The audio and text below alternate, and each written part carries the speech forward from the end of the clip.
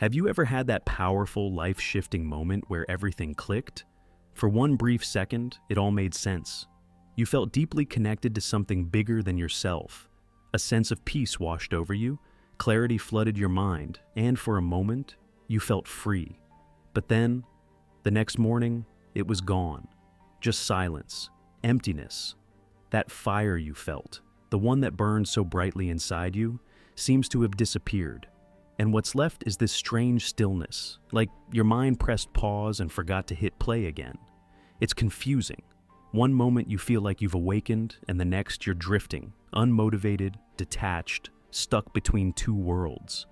If this sounds familiar, you're not broken, you're not failing. What you're feeling is part of a deeper shift, an inner transformation that Carl Jung understood well. What you're facing is a psychological evolution, and the stillness you're experiencing might be the first real sign that you're changing from the inside out. Today we're going into a part of the spiritual path that no one talks about.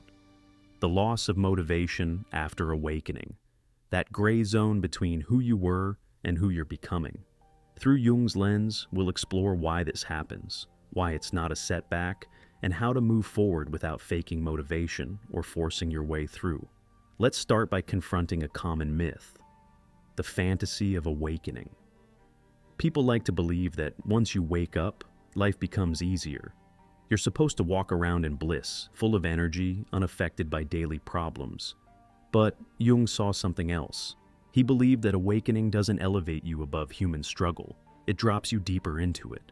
The only difference is that now you're aware of it. Before awakening, your motivations were simple: success, approval, comfort, love, status. The ego was in the driver's seat and it had a map.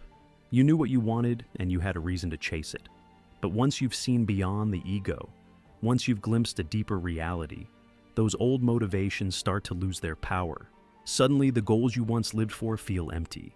The meaning you built your life on begins to fade. This loss isn't a failure. It's the first step into what Jung called the night sea journey, a descent into darkness that often follows a glimpse of light. It's disorienting, yes, but also necessary, because most of what motivated you before wasn't real. It was constructed. It came from external pressure, childhood survival patterns, and your ego's desperate attempt to matter in a world that feels too big to grasp. Jung saw that the ego builds these structures, beliefs, identities, goals, not because they're wrong, but because they help us function. They're like scaffolding, and then awakening happens, and the scaffolding collapses. Without warning, the things that gave your life meaning fall apart, and you're left with raw existence. No filters, no fake purpose, just silence. This is the void Jung spoke of, and it's terrifying, especially when you're used to being productive, passionate, driven. When the engine that's always powered your life suddenly dies, what do?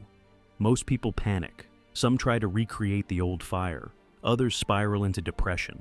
But Jung said this moment isn't the end. It's an invitation. You've reached the place where real change begins, not on the surface, but in the soul. This is what Jung meant by individuation, the path toward becoming your true self. It's not a weekend retreat. It's not a high. It's death and rebirth, the death of your false identity, the collapse of everything you thought made you you. And with it goes your old motivation. You can't chase those same goals anymore because deep down, you know they were never really yours to begin with. This in-between phase, the space between your old self and the one waiting to be born, is brutally hard. You feel disconnected, uncertain, flat. It's like being stranded at sea with no stars to guide you. But this collapse isn't meaningless. It's the psyche tearing down the false to make room for the real. And there's another layer Jung introduced, the collective unconscious. When you awaken, you don't just meet yourself. You briefly touch something far bigger, ancient, timeless, archetypal. You connect to a part of the human story that transcends your personal life. And then, you fall back into ordinary reality. Grocery shopping, deadlines, taxes, and it's jarring. You've seen something sacred, and now you're supposed to care about laundry? This creates what Jung would call a cognitive dissonance. The ego can't hold what your spirit touched. The mind doesn't know how to make sense of something that big. so it shuts down. You go from feeling everything to feeling nothing. And in that nothingness, you question everything. But Jung believed this dissonance isn't a problem, it's a bridge. You're being called to create a new way of living that honors both realities, the sacred and the ordinary. You're being asked to rebuild your motivation, not on fear or validation, but on something real, something whole. Now, here's where the path gets even harder, because after that glimpse of truth, something strange happens. The parts of you that were hidden in the dark begin to show up. Jung called this the shadow, the unconscious parts of yourself you've rejected, denied, or disowned. That includes things like anger, desire, selfishness, fear, everything you tried to lock away in order to be good, spiritual, or worthy. And here's the paradox. The more awakened you become, the more visible your shadow becomes. Like stars only seen when the sun disappears, your shadow steps forward when the light of awareness grows. Suddenly, you're not just dealing with your higher self, you're face to face with everything beneath it. And that's overwhelming. On one hand, you feel this pull towards something higher, love, truth, compassion. On the other, you feel these intense drives you thought you left behind, lust, rage, ego, and the ego can't process both at once. So, what does it do? It freezes. That's why so many people feel stuck after awakening. Their soul wants to evolve, but their psyche is overloaded. And the default response becomes shut down, do nothing, just float. It feels like laziness, but it's not. It's internal conflict. And the more you try to force motivation back with tricks and hacks, the more it backfires. That's because you're not supposed to push forward. You're supposed to sit with the storm. Jung understood this. He saw that real change often looks like death before it looks like life. He recognized a repeating pattern across all cultures and mythologies: death and rebirth. This isn't metaphor, it's deeply psychological. The part of you that was driven by old desires has to die before a new self can emerge. And that death is real. You feel it. You feel lost, lifeless, unclear. Nothing excites you. Nothing moves you.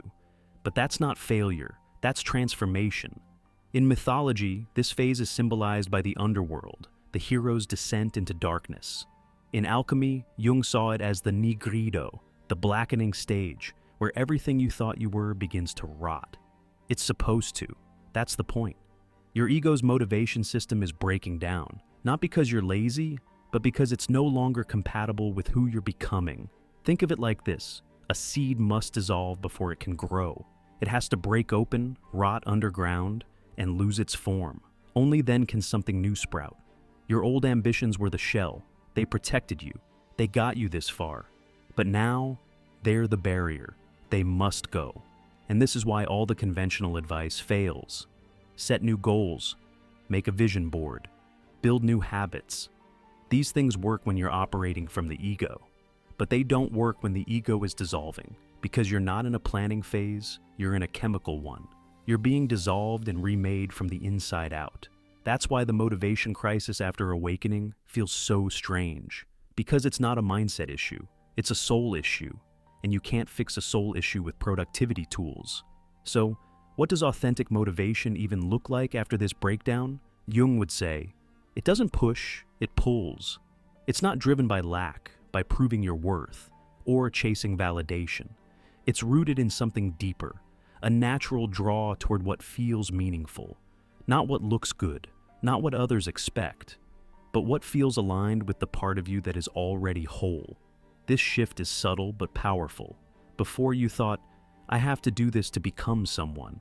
Now it becomes, I am someone, and I'm drawn to express it. That's not about ego, that's about truth. And it creates an entirely different kind of fuel, one that flows instead of burns. And yet, here's the hard part. You can't force that shift. You can't speed it up. You can't meditate it into existence. The alchemical process takes time. And the ego doesn't get to control the schedule. That's why Jung taught the importance of holding the tension. You're living between two worlds now. One foot in the old, one foot in the new. One part of you still caught in human problems. Another part staring into infinity. You're not supposed to resolve that tension. You're supposed to live inside it. Let it stretch you. Let it reshape you. Let it humble you. Because this is the crucible where true transformation happens. Not in the highs, but in the waiting. Not in the clarity, but in the confusion. Not in the drive to perform, but in the willingness to just be. To trust that something meaningful is unfolding, even when you can't see it. You see, society doesn't reward this stage. There's no medal for sitting still, no applause for holding space. Our culture glorifies action and output. But real growth, it's invisible, it's subtle. It looks like doing nothing, but inside, it's everything. Eventually, if you don't run, if you don't force your way out, something shifts, slowly, quietly, almost like a whisper in your chest. A new sense of motivation begins to form, but it doesn't feel like the old fire. It's not about pressure or performance. It's not frantic or desperate. It's calm, steady, organic. Jung called this the transcendent function, the psyche's ability to bridge two opposite truths and form a new unified way forward. That's what's happening now. Your actions begin to arise from a deeper self, not the mask you wore for approval, but the part of you that's rooted in something eternal. You don't abandon the world, you return to it, but as someone new. You do the same work, you walk the same streets, you talk to the same people, but everything feels different because you are different. This is the return phase of the hero's journey. Joseph Campbell, drawing heavily from Jung, described it as the moment the hero comes back to the ordinary world, carrying the gift of transformation. And that's what you're holding now, a new way of being, a new reason for doing. And maybe the most surprising part of all, you still pursue goals, but not from a place of needing to prove your worth. The musician still creates music, but now it's not to get famous. It's because music is how their soul breathes. The healer still helps others, but no longer from a savior complex. It's because healing flows naturally from who they are. The entrepreneur still builds, but not to be somebody, because creation is part of their inner expression. This is motivation after awakening, not driven by wounds, but flowing from wholeness. Not built on hustle, but on alignment. Not to gain value, but to reflect the value already within. It's quiet, powerful, and deeply free. But let's be honest, the journey doesn't end there. Jung made it clear that individuation isn't linear, it spirals. Again and again, we're called to break down and rebuild. New awakenings bring new dissolutions. More integration brings more disorientation. But the difference is, after walking this path once, you no longer fear the collapse. You understand it. You trust it. And that trust changes everything. What once felt like a breakdown now feels like recalibration. What once felt like emptiness now feels like sacred space. You no longer panic when the fire dims. You wait, you listen, and you allow. So, if you're in that motivation desert right now, wondering why you feel lost after touching something so beautiful, know this. You're not failing, you're evolving. And there are things you can do during this phase to support the process. First, stop fighting it. Recognize that this emptiness has a purpose.